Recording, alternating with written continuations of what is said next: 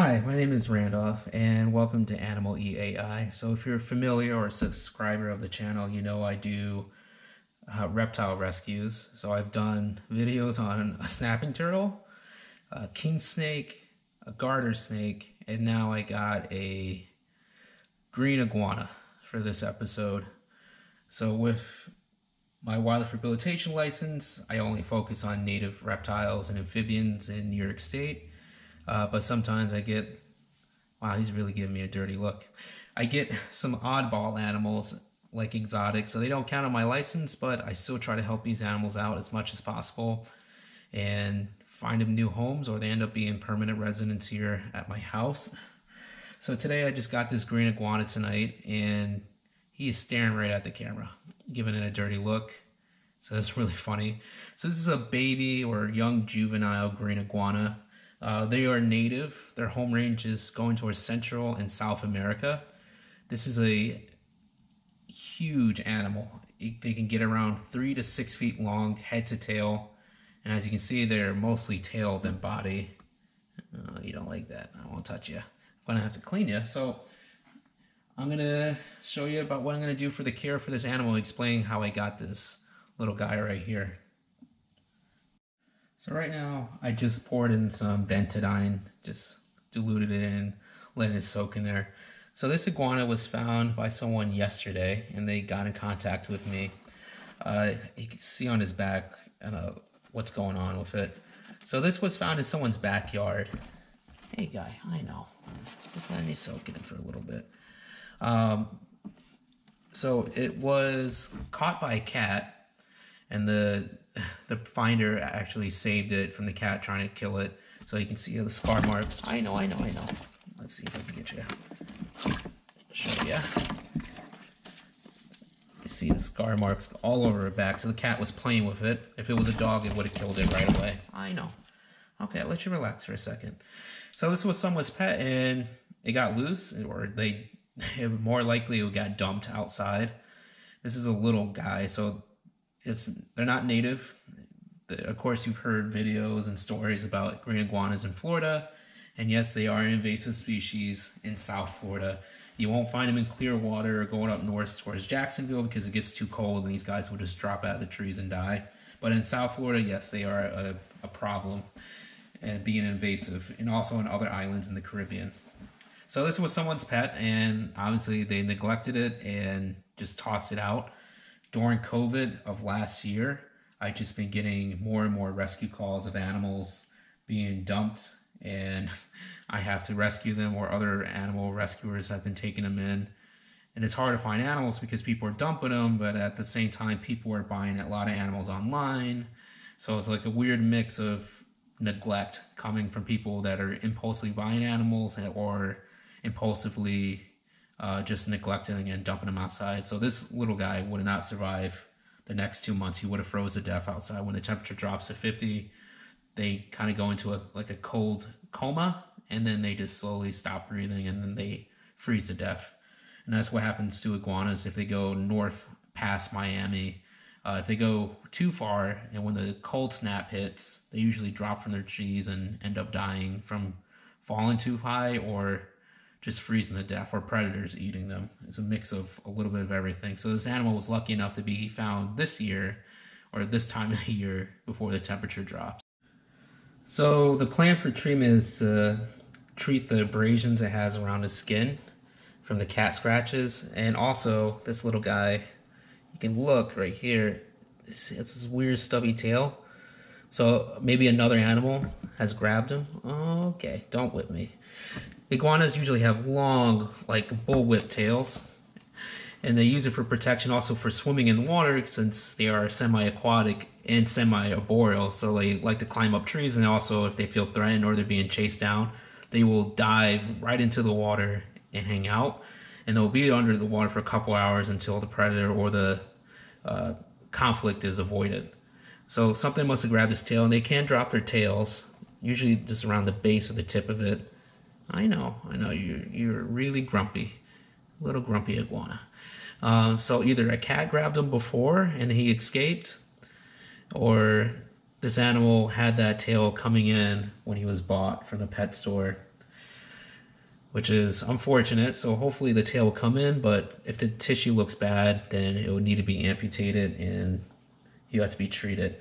Antibiotic cream will be the best bet for treatment, because doing something orally, it's going to stress the animal out. And then for such a small animal like this, doing oral antibiotic, you can definitely overdose it or underdose it. And I definitely don't want to overdose them. So the cream will just slowly will be absorbed through its skin. Yeah, see, you licking the water? That's good, buddy. Proper diet, since they're mostly herbivore, but of course, if they have the opportunity to eat small animals and insects, they will take up the protein, especially as babies eating small bugs. Staple greens like collard greens, dandelions, a little bit of mustard greens, and then also for extra vitamins, adding a multivitamin to his diet, doing calcium, vitamin D3 every other day, not to give him too much calcium, especially as a baby, but help it with the color and growth as it gets older. And also pumpkin's great in vitamin A and vitamin E, so that's be good for his color and also the GI tract. So just in case if there is anything going on and gets constipation, pumpkin's usually good for that. It's a natural laxative, but you give a small amount of pumpkin, but it's a good staple green too, once in portions. So before I end this video, I just want to stress enough. If you're in the reptile hobby or interested in getting into the reptile hobby, please don't buy iguanas. If this is your beginner pet, don't do this. I haven't worked with a rescue iguana in almost 30 years since I was a kid. Almost 25 years, if I want to be exact. My first pet was a green iguana, and my parents didn't know what they were getting themselves into. We put in over $1,000 investment to keep this animal alive, and unfortunately it passed away after 7 years keeping it. But she grew about 2 feet long. It was a female. But anyway, not to go off too much in a tangent. Most of the green iguanas you're going to see right now, if you're in the hobby and you've been in it for a while, are coming out of Florida. And it's going to be a mix. So either if they're a regular normal green iguana, they're usually wild caught or field collected, they like to politely say, specimens. So since Florida has an abundance of green iguanas in the wild, people have been trying to catch them and sell them to chain pet stores out of Florida. Legally right now, with the ban, you cannot own a green iguana unless you have a special permit in Florida. So a lot of people are trying to sell them out of state, either their pets or a lot of chain pet stores are trying to request in high demand green iguanas to sell in their pet stores because they're cheap and affordable for the beginning, not for the very end. You need a huge, massive enclosure, something about the size of a room, 6 foot by 6 foot at least, or 12 foot by 6 foot by 6 foot in width. But they're sold cheaply, and there are so many of them that some people may say that, well, they're trying to save them from being killed in Florida because they're invasive species, but them not dying in Florida doesn't mean they're not going to die in, let's say right now, not going to die in New York State. And this is a situation. So this animal could have came all the way from Florida, from either being field collected or from a farm, and then almost died, freezing to death in the next couple months. So it's kind of an ethics thing. Are we really saving these animals from being hunted and killed in Florida to only end up being sold in the pet store to an ignorant or unprofessional person, and then end up dying because of misinformation and neglect? So is it worth it dying in the wild or dying in captivity, or then end up in captivity and then end up dying in the wild like this could end up? So not to get off, that conversation can end up being an hour. And comment below in the YouTube video what you think will be the correct way to do conservation or work with green iguanas. Should they be kept as pets for a very long time, or with responsible reptile care, could we keep these animals in captivity? And also work with the invasive species problem we're having in Florida and also in the Caribbean islands, which is affecting native reptiles too. These guys are like goats, so they just eat up everything and then they outcompete a lot of animals. Alright, I'm gonna end the video right here. It's getting late, and I know this animal's probably stressed out and tired from the 2-day experience it's been having. I'll post update videos on the Animal E.A.I. Instagram page, and hopefully I will get him a forever home soon.